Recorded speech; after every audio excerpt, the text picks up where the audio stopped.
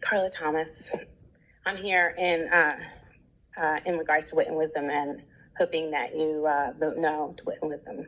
I want to share a little bit more of the books.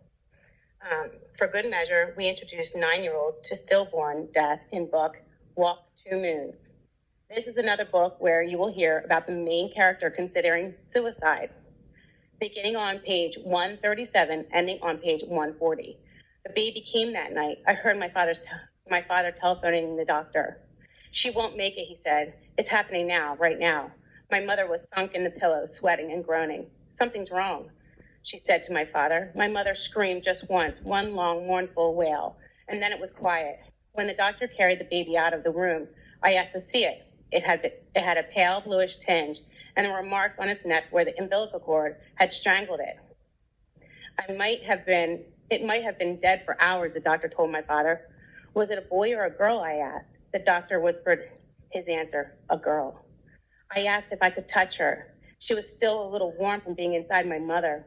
I thought maybe if I held her, she would wake up. He said to me, it wasn't your fault, Sal. It wasn't because she carried you.